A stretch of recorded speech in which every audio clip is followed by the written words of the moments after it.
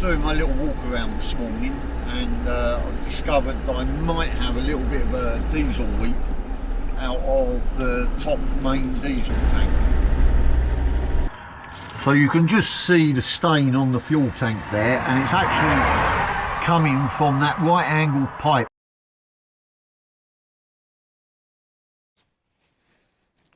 Morning. So another lovely winter's day in Scotland.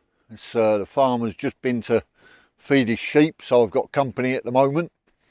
But it's been a lovely spot to park, quite scenic and nice and quiet, and that's the main thing. So today I'm going to, as I said yesterday, I'm going to head on up to Loch Ness, see if I can find a monster. I'm going to start off on the western coast, or the western side.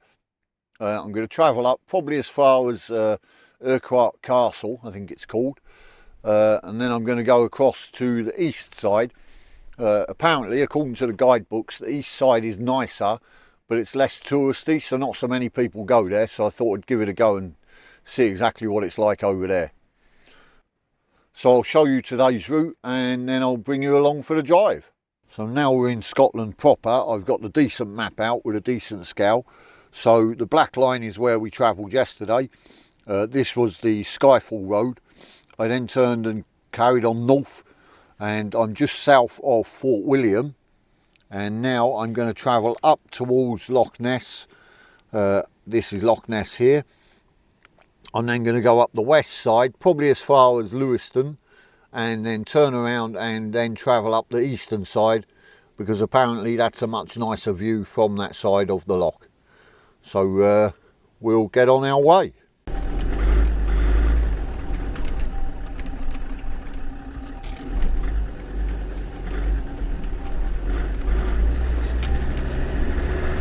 Way.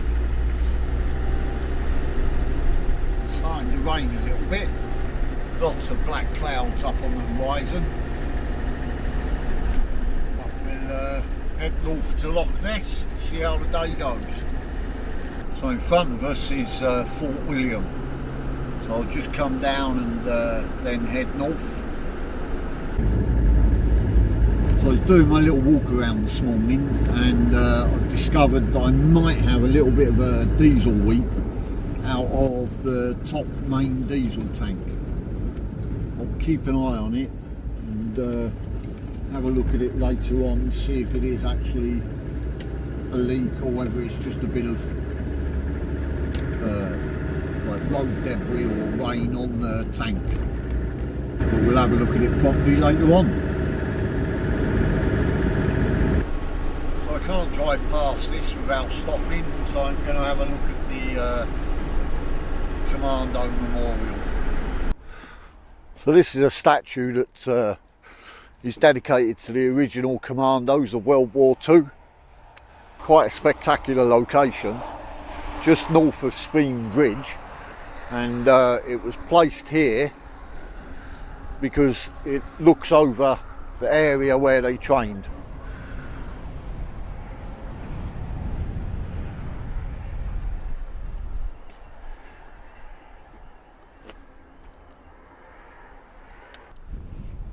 Just come in and pay my respects. So I'm still going north on the west coast of the loch, and I'm going to go a little bit further. I don't think it's particularly busy at the moment because it's winter time, but I imagine in the summer it gets fairly busy along here. So I pulled into a lay-by so we can get our first view of Loch Ness, and here it is.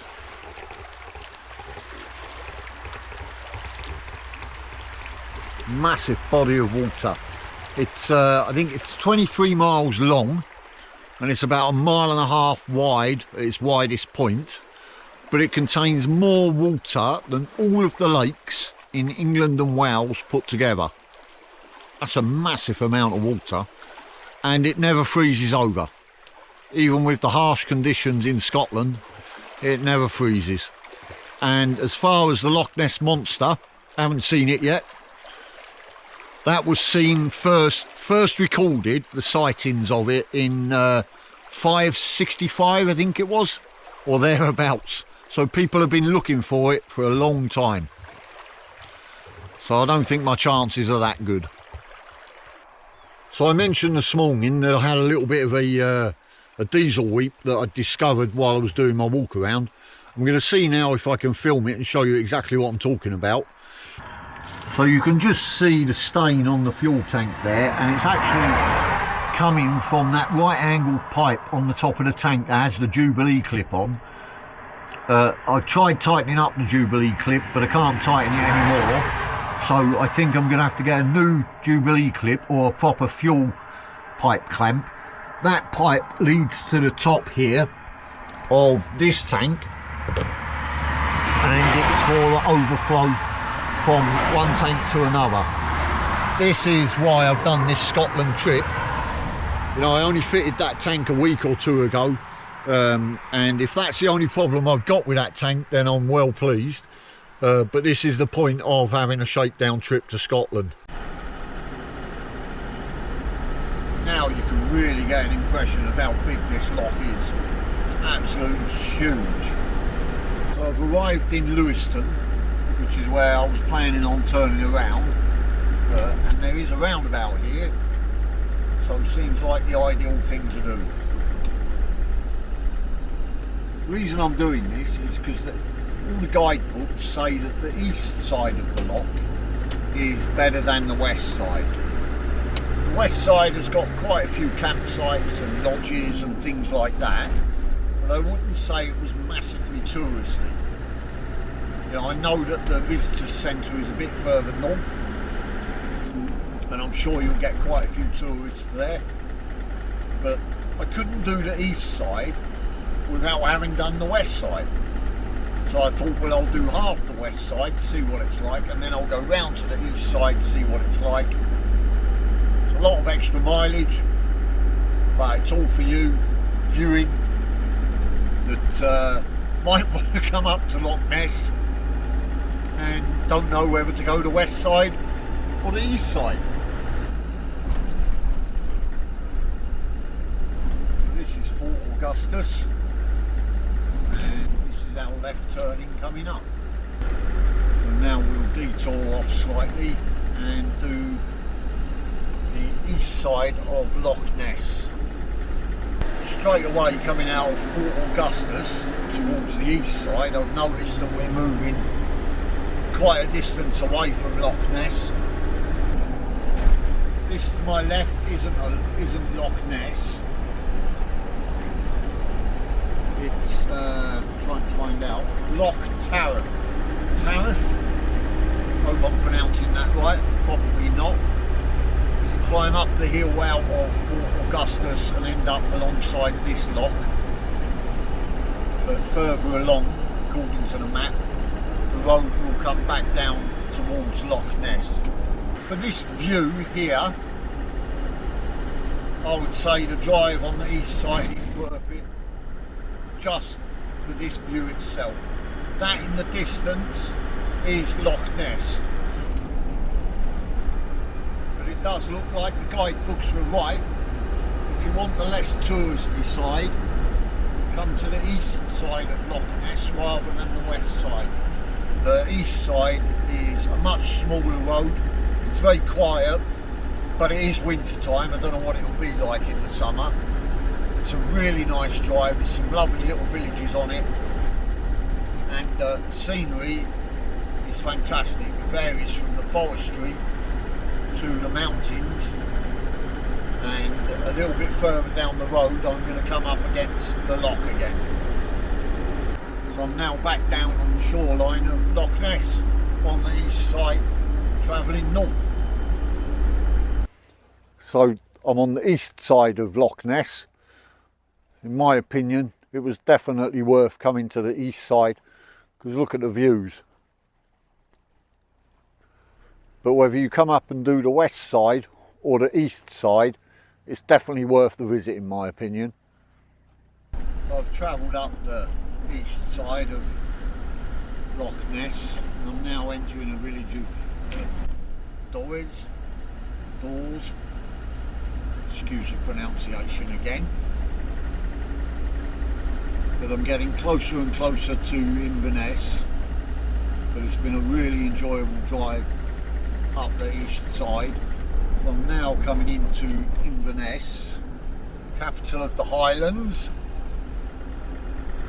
and I am on the hunt for the North Coast 500 official route.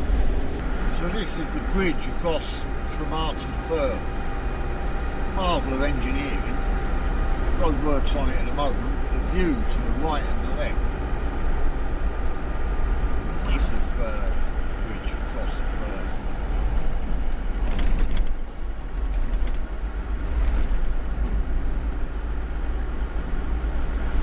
That is our first North Coast 500 site. We are officially 100% definitely on the North Coast 500. Follow A9 towards Thurso for 23 kilometres. So I've turned off of the North Coast 500 for a little bit. I'm heading to a place called Tarbat Lighthouse, and I'm hoping I'll be able to park up there for the night. Don't know if I'll regret it because it may be a little bit windy, but we'll see. So that's where I'm aiming for at the moment. If that doesn't pan out, then I'll go looking elsewhere, but fingers crossed.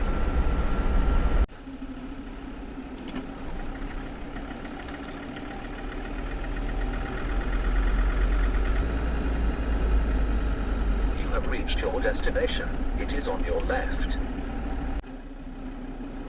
So, as the Tom said, I have reached my destination.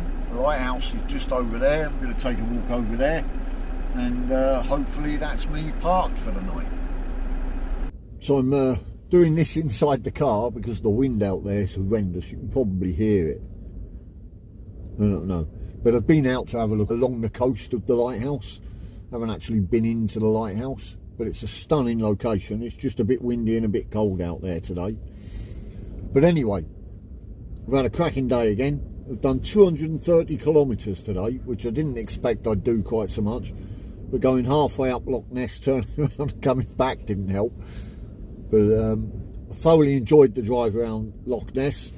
Going up the west side was nice, but going up the east side was just a vast improvement. I thoroughly enjoyed it. I've made it onto the North Coast 500, which was the aim for the day. So I'm now parked up at this lighthouse. Tomorrow I'll be heading north towards John O'Groats.